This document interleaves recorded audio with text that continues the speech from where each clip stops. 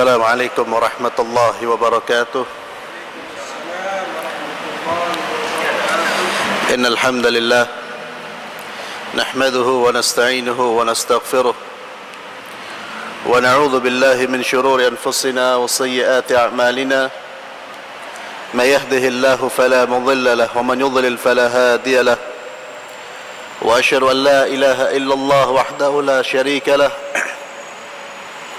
وأشهد أن محمدا عبده ورسوله لا نبي بعده. قال الله تبارك وتعالى في كتابه الكريم: يا أيها الذين آمنوا اتقوا الله حق تقاته ولا تموتن إلا وأنتم مسلمون. يا أيها الناس اتقوا ربكم الذي خلقكم من نفس واحدة وخلق منها زوجها وبث منهما رجالا كثيرا ونساء واتقوا الله الذي تساءلون به والأرحام إن الله كان عليكم رقيبا. يا أيها الذين آمنوا اتقوا الله وقولوا قولا سديدا يصلح لكم أعمالكم ويغفر لكم ذنوبكم ومن يطع الله ورسوله فقد فاز فوزا عظيما. Ikhwani fillah, a'azzanallah wa iyyakum. Saya akan melanjutkan bab tentang salat Jumat dari Jabir radhiyallahu taala anhu qala dakhala rajulun yawm al-jum'ah wan nabiy sallallahu alaihi wasallam yakhutub فقال صليت قال لا قال قم فصل ركعتين متفق عليه. Jabir berkata, pernah salah seorang masuk ke dalam masjid pada hari Jumat dan Nabi sedang berkhutbah. Faqala, dan orang ini masuk ke dalam masjid, dia langsung duduk. Nabi pun bertanya kepada orang tersebut, ini saat Nabi berkhutbah, sallaita, ya, Nabi menghentikan khutbahnya sebentar lalu bertanya kepada orang yang masuk masjid, langsung duduk. Nabi berkata, sallaita, kamu sudah sholat? Qala la. Sahabat tersebut berkata, belum ya Rasulullah. Maka Nabi memberikan anjuran, qum fasalli rak'atain, berdirilah, salatlah 2 rakaat. Hadis ini diriwayatkan oleh Imam Bukhari dan Muslim. Dalam hadis ini terdapat beberapa pelajaran. Yang pertama, masyru'iyatu khutbatil Jum'ah. Khutbah Jumat itu disyariatkan, bahkan diwajibkan. Wa annaha min sya'air as-shalah allati yalzam al-ityanu biha. Itu termasuk syiar-syiar salat yang wajib untuk dilaksanakan. Jadi kalau salat Jumat, di antara ritual ibadah Jumat itu harus ada khutbah Jumat. Tidak boleh kita melaksanakan sholat Jumat tanpa khutbah, langsung sholat tanpa didahului dengan khutbah. Ini maka Jumatnya tidak sah. Nabi setiap kali Jumatan itu selalu memulai dengan khutbah. Kemudian yang kedua, pelajaran yang bisa kita ambil, istihbabu rak'atai tahiyatul masjid wa ta'akkudiha. Dianjurkan, bahkan ditekankan, sholat 2 rakaat ketika seseorang masuk ke dalam masjid. Ini yang disebut oleh para ulama dengan sholat tahiyatul masjid. Jadi sunnah yang sangat ditekankan. Haitsu quddimat ala sima'il khutbah. Bahkan pada saat khatib sedang berkhutbah, seseorang tetap dianjurkan melaksanakan sholat sunnah 2 rakaat Padahal kita tahu mendengarkan khutbah itu wajib. Tapi begitu pentingnya sholat 2 rakaat ini, seseorang diperbolehkan menunda mendengarkan khutbah sambil dia menunda mendengarkan khutbah untuk melaksanakan sholat 2 rakaat. Ini menunjukkan bahwa sholat 2 rakaat ketika seseorang masuk ke dalam masjid atau disebut dengan tahiyatul masjid sangat-sangat dianjurkan. Dan di dalam hadis ini ada pelajaran pula bahwa seorang khatib boleh berbicara kepada pendengar atau menegur pendengar, dan pendengar diperbolehkan menjawab jika dia ditanya oleh sang khatib. Ini pengecualian dari larangan. Pada minggu yang lalu telah kita bahas bahwa orang yang atau ketika khutbah sedang disampaikan, maka pendengar haram berbicara. Pendengar haram berbicara. Mustami'un, makmum, pendengar haram berbicara. Bahkan negur aja tidak boleh dengan lisan. Dikecualikan jika dia ditanya oleh seorang khatib. Seperti Nabi bertanya kepada orang ini, "Sallaita?" Kamu sudah sholat? Dia menjawab, "Belum." "Qum fasalli." Bangkitlah lalu laksanakan sholat 2 rakaat. Kemudian kita lihat bagaimana cara Rasulullah sallallahu alaihi wasallam mengoreksi satu kesalahan. Itu beliau tidak langsung menvonis orang itu atau menyuruh orang itu untuk sholat. Tidak langsung mengatakan sholatlah kamu, tapi Rasulullah terlebih dahulu cross check, bertanya terlebih dahulu. Jangan-jangan dia sudah sholat di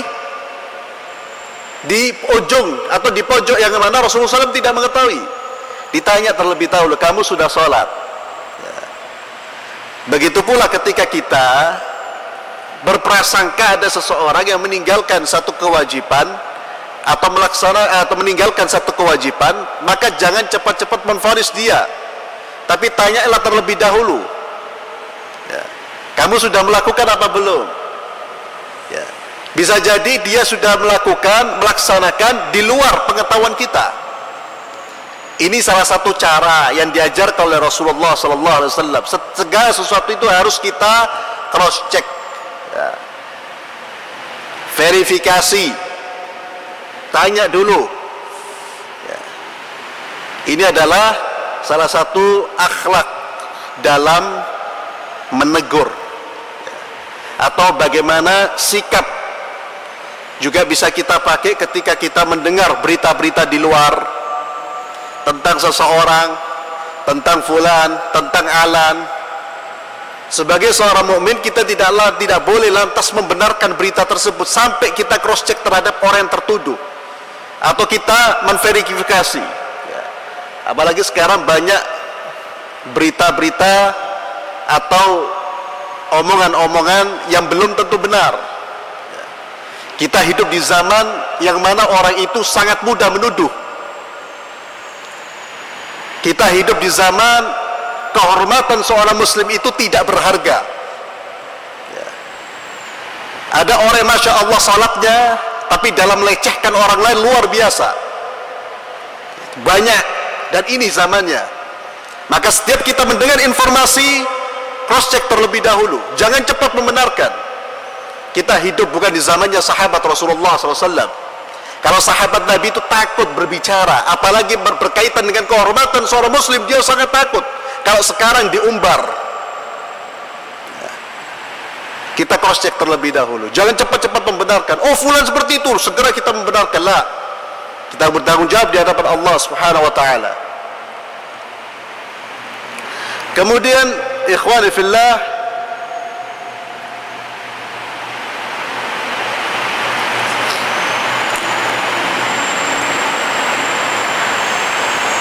ketika seorang masuk ke dalam masjid, maka dianjurkan sholat 2 rakaat ketika khutbah sedang ketika sedang berlangsung khutbah Jumat. Jangan dia menambah lebih dari 2 rakaat, karena mendengarkan khutbah itu wajib. Dan tidak ada sholat sunnah sebelum sholat Jumat.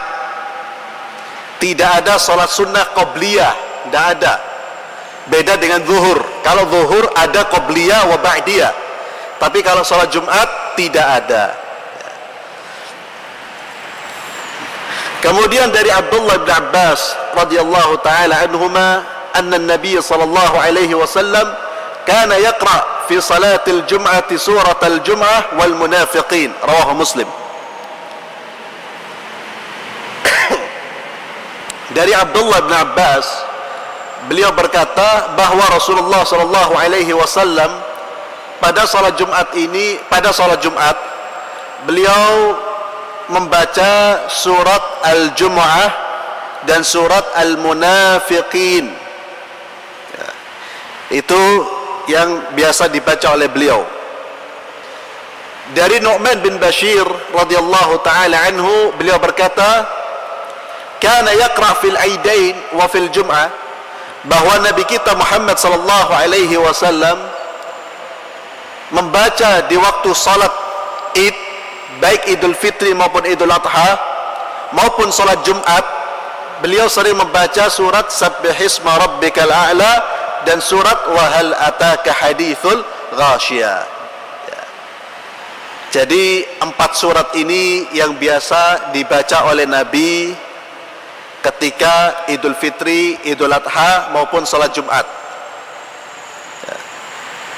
Jadi di salat Jumat kadang Nabi membaca surat Al-Jum'ah dan surat Al-Munafiqin. Kadang beliau membaca surat Sabbihisma dan surat Hal Ataka Hadithul Ghashiyah.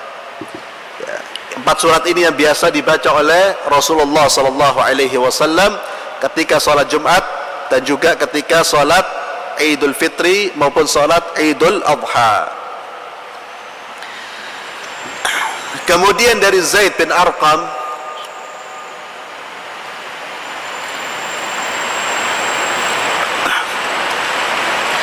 beliau berkata, qala صلى النبي صلى الله عليه وسلم العيد ثم رخص في الجمعة فقال من شاء يصلي فليصلي، رواه الخمسة إلا الترمذي وصححه ابن خزيمة. Zaid bin Arqam berkata, Nabi kita Muhammad sallallahu alaihi wasallam pernah salat Id, hari raya, thumma rakhasa fil jum'ah, dan pada hari itu hari raya bertepatan dengan hari Jumat. Maka beliau berkata, man syaa yusalli falyusalli, bagi yang sudah salat Idul Fitri atau Idul Adha, salat hari raya, diberi pilihan, boleh dia melaksanakan salat Jumat, boleh dia tidak melaksanakan salat Jumat, tetap salat zuhur, bukan salat Jumat gugur, salat zuhur gugur, tetap salat zuhur. Ini rukhsah, bahasanya rukhsah, membolehkan. Artinya yang lebih afdal tetap dia melaksanakan salat Jumat, afdalnya tetap dia, tapi boleh bagi mereka yang sudah melaksanakan salat salat hari raya. Tapi bagi mereka yang tidak melaksanakan salat hari raya, maka dia tetap wajib melaksanakan salat Jumat. Hadis ini diperkuat dengan hadis yang diriwayatkan oleh Imam Abu Dawud, shalla fi yaumi 'idin fi yaumil jum'ah awwal an-nahar, bahwa kata Atha bin Abi Zubair, pernah hari raya itu bertepatan dengan hari Jumat. Hadis yang lain, hadis dari Abu Hurairah, beliau berkata, ijtama'a fi yaumikum hadza idan, pada hari ini telah terkumpul 2 hari raya. Karena hari Jumat itu hari rayanya umat Islam. Itu hari besarnya umat Islam, bukan hari Minggu. Kalau hari Minggu, Sabtu, Minggu itu hari rayanya, hari besarnya Ahlul Kitab. Kalau kita itu hari Jumat. Jadi jangan buat hari Minggu itu sebagai hari raya. Jangan buat hari Minggu sebagai hari raya kita. Seakan-akan itu hari raya kita, bukan. Tapi hari Jumat. Kata Nabi, ijtama'a fi yaumikum hadza idan. Telah terkumpul pada hari ini dua hari raya, yaitu hari raya dan hari Jumat. Faman syaa ajza'ahu 'anil Jum'ah. Kata Nabi, siapa yang mau, yang sudah sholat hari raya tadi pagi, dia meninggalkan sholat Jumat. Wa inna mujammi'un. Akan tetapi kita, kata Rasulullah, kami Nabi itu tetap melaksanakan sholat Jumat. Tetap melaksanakan sholat Jumat. Dalam masalah ini memang ada dua pendapat. Pendapat yang pertama seperti yang saya sampaikan, bahwa, dan ini pendapat para ulama Hanabilah, mazhab Imam Ahmad, mereka mengatakan bagi siapa yang sudah sholat Idul Fitri atau Idul Adha, dia boleh rukhsah, boleh meninggalkan sholat Jumat. Tapi lebih afdal dia tetap melaksanakan sholat Jumat. Kemudian pendapat yang kedua, dan ini pendapat banyak mayoritas para fuqaha, para pakar fikih, mayoritas berpendapat dia tetap wajib melaksanakan sholat Jumat. Bagaimana menyikapi dalil ini? Mereka beranggapan bahwa hadis-hadis ini berkaitan dengan orang-orang yang tidak punya tempat tinggal tetap. Tidak punya tempat tinggal tetap. Mereka berpindah-pindah. Ini kalau sudah sholat Idul Fitri kemudian diwajibkan sholat Jumat, agak berat. Ya. Ini pendapat sebagian besar para fuqaha, termasuk mazhab Syafi'i. Ini ada dua pendapat. Tentu yang lebih afdal, yang mana tidak ada perselisihan, kita tetap melaksanakan sholat Jumat. Semuanya sepakat. Ya. Semuanya sepakat melaksanakan sholat Jumat itu lebih baik. Jadi biar kita keluar dari khilaf, dari perselisihan ini, dan lebih aman, ya tetap kita melaksanakan sholat Jumat. Tapi kalau ada saudara-saudara kita yang berpendapat dan dia lebih memilih tidak melaksanakan sholat Jumat, jangan dipaksa. Jangan dipaksa. Dia punya dalil, ada mazhab yang diikuti. Tidak perlu otot-ototan. Ini sering saya sampaikan.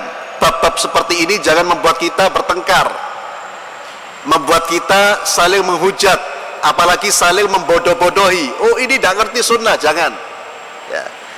Bab-bab seperti ini kita harus toleransi, lapang dada. Ini yang terus saya sampaikan, saya tekankan. Ya. Karena salah satu yang melemahkan umat Islam ini karena mereka sibuk dengan bab-bab perselisihan, yang mana sudah dari dulu berselisih. Ya. Gara-gara masalah khilafiyah sampai marah-marahan, ya. Mengeluarkan saudaranya dari ahlu sunnah. Kamu bukan ahlu sunnah kamu, padahal ini masalah perselisihan. Ini karena kebodohan kita yang tidak mewarisi akhlak salafus saleh, yang tidak mewarisi akhlak salafus saleh, dan tidak mewarisi akhlak yang diajarkan oleh Rasulullah SAW. Kemudian ikhwani fillah, dari Abu Hurairah radhiyallahu taala anhu, beliau berkata, bersabda Rasulullah SAW, "Idza shalla ahadukumul jum'ah falyusalli ba'daha arba'an." Kata Nabi, rawahu Muslim. Jika salah seorang di antara kalian salat Jumat, selesai melaksanakan salat Jumat, maka hendaknya dia melaksanakan salat sunnah 4 rakaat. falyusalli ba'daha, hendaknya dia melaksanakan salat setelah salat Jumat 4 rakaat. Hadis diriwayatkan oleh Imam Muslim. Di dalam riwayat Bukhari dan Muslim dari Abdullah bin Umar bahwa Rasulullah sallallahu alaihi wasallam yusalli ba'dal jum'ah rak'atain, bahwa Nabi salat, Abdullah bin Umar melihat Nabi salat setelah Jumat itu 2 rakaat. Di dalam Sunan Abi Dawud dikatakan annahu sallallahu alaihi wasallam kana yusalli sittan, bahwa Nabi salat setelah salat Jumat itu 6 rakaat. Ya. Jadi kesimpulan yang disimpulkan oleh Imam Ahmad rahimahullah, beliau mengatakan insya'a shalla rak'atain, insya'a shalla arba'an, wa insya'a shalla sittan, fa ayyuha fa'ala fa hasan, wal kullu kana yaf'aluhu sallallahu alaihi wasallam. Kata Imam Ahmad, jika dia mau salat 2 rakaat silakan, jika dia mau salat 4 rakaat silakan, jika dia mau salat 6 rakaat silakan. Semuanya itu pernah dilakukan oleh Rasulullah sallallahu alaihi wasallam. Ini salat sunnah setelah salat Jumat. Adapun sebelum salat Jumat, setelah azan itu tidak ada salat sunnah. Setelah azan tidak ada salat sunnah. Sebelum azan dikumandangkan, silakan seseorang melaksanakan salat sunnah sekehendaknya, sebanyak yang dia mau. Itu namanya salat sunnah mutlak. Salat sunnah mutlak sebelum azan. Kalau sesudah azan tidak ada salat sunnah qabliyah. Setelah salat Jumat ada salat sunnah ba'diyah. 2 rakaat bisa, 4 rakaat atau 6 rakaat. Kemudian dari Sa'ib bin Yazid radhiyallahu taala anhu, anna Muawiyah qala lahu, bahwa Muawiyah radhiyallahu taala an berkata kepadanya, idza shallaital jum'ah fala tasilha bi salatin hatta tatakallama aw takhruj. Kata beliau, jika kamu salat Jumat, selesai salat Jumat, maka jangan langsung disambung dengan salat sunnah. Ya. Hatta tatakallam aw takhruj. Sampai kamu berbicara atau kamu keluar. Fa inna Rasulullah sallallahu alaihi wasallam, karena Rasulullah sallallahu alaihi wasallam amarna bidzalik, memerintahkan kita dengan perintah itu, yakni alla nusila salatan bi salatin. Kita diperintahkan untuk tidak menyambung satu salat dengan salat berikutnya, langsung disambung. Tidak menyambung salat fardu kemudian selesai langsung disambung dengan salat sunnah. Hatta natakallam aw nakhruj. Sampai kita ngomong zikir atau kita keluar. Hadis ini diriwayatkan oleh Imam Muslim. Jadi jelas dalam hadis ini dimakruhkan seseorang melaksanakan salat sunnah langsung tanpa zikir atau bicara atau bangkit, langsung dia melaksanakan salat sunnah setelah salat fardu. Ya. Hikmahnya disebutkan oleh para ulama, wallahu a'lam, tamyizul ibadat ba'dhuha an ba'd, ya, untuk membedakan antara satu ibadah dengan ibadah yang lain, untuk membedakan antara salat fardu dengan salat sunnah. Oleh karena itu juga ada larangan puasa sunnah sehari atau 2 hari sebelum puasa Ramadan. Ya.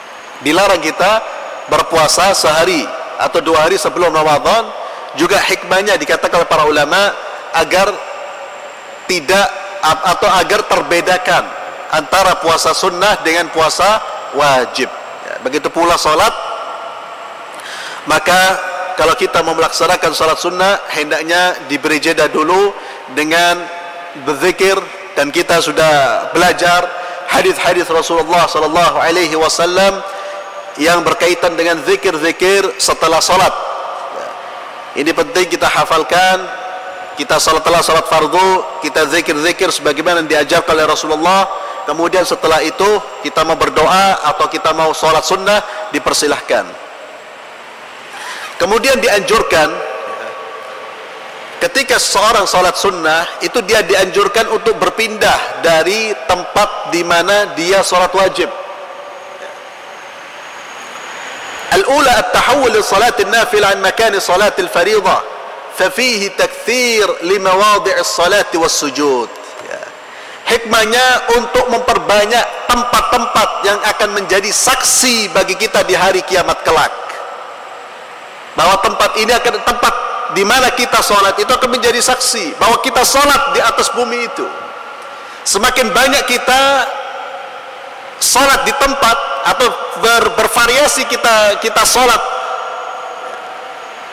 tidak hanya di satu tempat, maka semakin banyak bumi akan menjadi saksi kita di hari kiamat.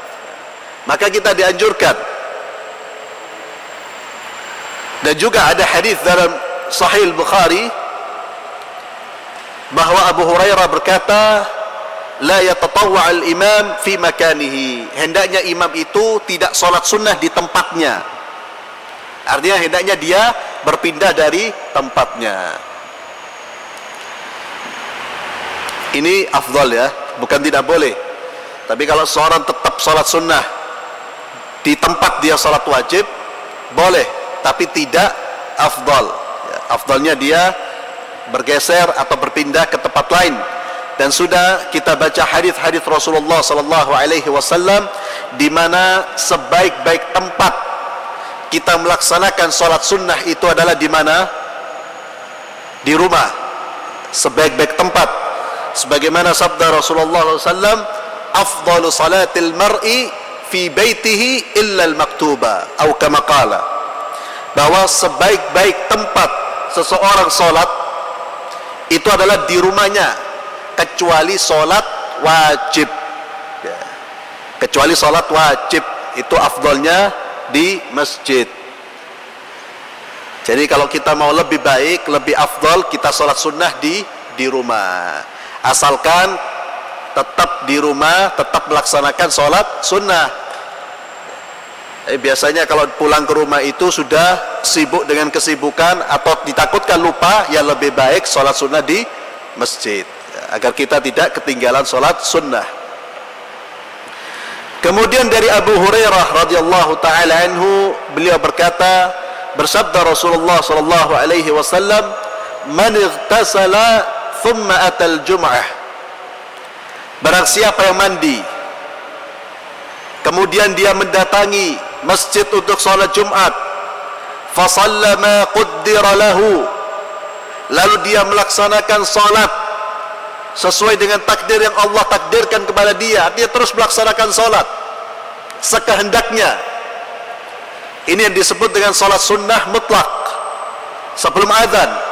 Kalau kita masuk masjid lalu sholat sunnah, memperbanyak sholat sunnah, thumma ansat, kemudian dia diam ketika imam berkhutbah, hatta yafrughal imamu min khutbatihi, sampai dia diam sampai imam selesai dari khutbahnya, thumma yusalli ma'ahu, kemudian dia ikut salat bersama imam, ghufira lahu ma bainahu wa bainal jum'atil ukhra, maka dia akan diampuni dosa-dosanya antara Jumatnya dia dengan Jumat berikutnya, itu diampuni dosa-dosanya.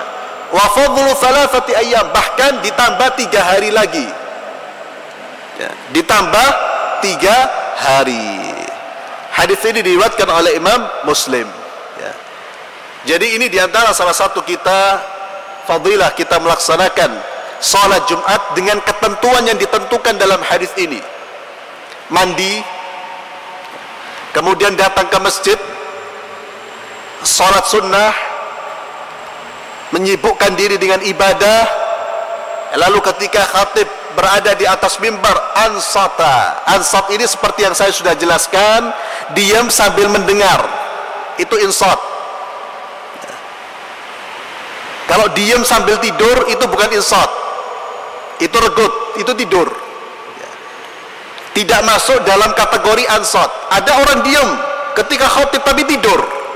Ini bukan ansata, bukan mendengar. Tidak masuk kategori ini. Jadi jangan sampai ada orang beranggapan kalau dia diam sambil tidur itu dia sudah mendapatkan fadilah. Lah.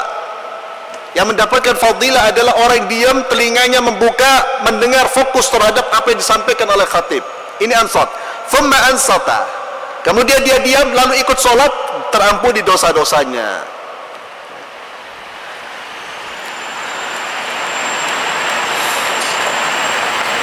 Dan dosa-dosa yang diampuni adalah dosa-dosa kecil, bukan dosa-dosa besar. Karena dosa-dosa besar itu diwajibkan untuk taubat. Dosa besar itu akan terampuni dengan taubat. Jadi ibadah khusus yaitu taubat. Adapun dosa-dosa kecil akan gugur dengan amalan-amalan saleh kita, diantaranya melaksanakan sholat Jumat. Itu akan merontokkan dosa-dosa kecil. Dan jangan meremehkan dosa kecil. Lah, kok dosa kecil aja? Dosa kecil itu kalau dibiarkan menjadi besar. Dan kita, saya yakin, banyak melakukan dosa-dosa kecil.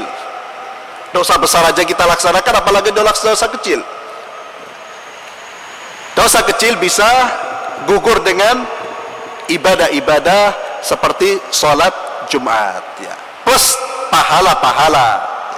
Bukan hanya dosa yang digugurkan, tapi Allah akan memberikan pahala-pahala besar. Dan juga sebagaimana dalam hadis yang sahih, bahwa orang yang datang di hari Jumat di awal waktu, dia seperti sedekah apa? Unta. Allahu Akbar. Unta. Berapa harga unta? Kita sulit bersedekah dengan unta. Allah membuka peluang kepada kita untuk bisa bersedekah seperti sedekah unta, dengan hanya mendatangi masjid di waktu hari Jumat di awal waktu. Kemudian orang yang datang berikutnya seperti sedekah apa? Sapi. Berapa juta? Orang yang datang berikutnya seperti sedekah seekor kambing. Datang berikutnya seperti sedekah apa? Ayam. Datang berikutnya seperti sedekah sebutir telur. Ini yang paling akhir sebelum khatib naik di atas mimbar. Kalau khatib sudah naik di atas mimbar, para malaikat yang berada di pintu masjid masuk semua ke dalam masjid, menutup catatan-catatan amal mereka. Jadi manfaatkan momentum hari Jumat ini dengan datang lebih awal, ya. Karena fadilahnya sangat besar. Ini juga kita sampaikan kepada saudara-saudara kita yang masih menganggap remeh, ya. Yang kadang-kadang ada di antara kita yang datang itu ketika khatib sudah di atas mimbar. Ada yang lebih fatal, nunggu khatib turun dari atas mimbar. Ini orang yang mahrum, yakni orang yang terhalang dari rahmat dan pahala yang Allah sediakan. Kasihan orang-orang seperti ini, perlu kita kasihani. Kita kalau melihat orang sakit jasadnya, itu perlu kita kasihani, perlu kita bantu. Lebih perlu kita kasihani orang yang sakit ruhaninya, orang yang malas beribadah, orang yang tidak mau mengambil kesempatan yang Allah berikan. Ini perlu kita kasihani. Mari kita ajak mereka, ayo, ya. Ini ada bonus besar.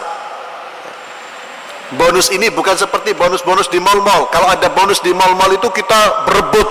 Ini bonusnya surga, ya. Bonusnya apa? Surga. Ini urusan surga ini. Ini mari kita motivasi saudara-saudara kita yang belum sadar, ya, yang belum sadar untuk menggaih atau mendapatkan pahala yang Allah sediakan bagi mereka yang beramal.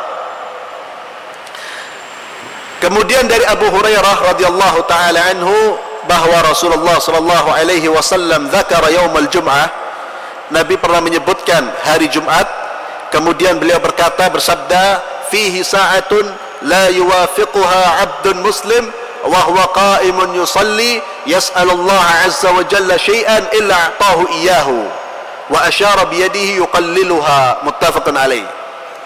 Kata Nabi, di hari Jumat itu ada waktu di mana jika seorang hamba muslim melaksanakan salat dan berdoa kepada Allah, berdoa apapun, maka Allah pasti akan kabulkan.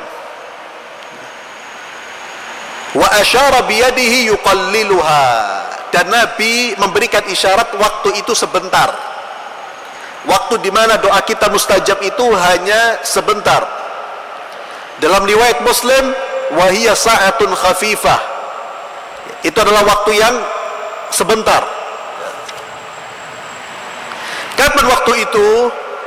Dijelaskan dari hadis Abi Burdah dari ayahnya, aku mendengar Rasulullah sallallahu alaihi wasallam bersabda, hiya ma baina ay yajlis al-imam ila an tuqda shalah.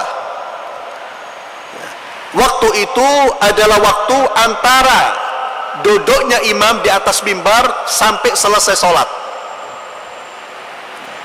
Duduknya imam di atas mimbar sampai selesainya salat. Hadis riwayat Muslim. Kemudian di dalam riwayat yang lain dikatakan annaha ma baina salatil asri ila ghurubi syams. Waktu mustajab itu adalah waktu setelah salat asar sampai terbenamnya matahari di hari Jumat. Ini adalah waktu-waktu mustajab, waktu-waktu doa kita dikabulkan oleh Allah Subhanahu wa taala.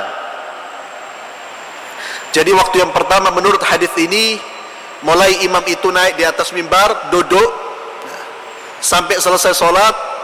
Kemudian riwayat yang kedua mengatakan setelah salat asar sampai ghurub syams, ya, tenggelamnya matahari. Sudah, kelas. InsyaAllah akan kita lanjutkan pada minggu berikutnya,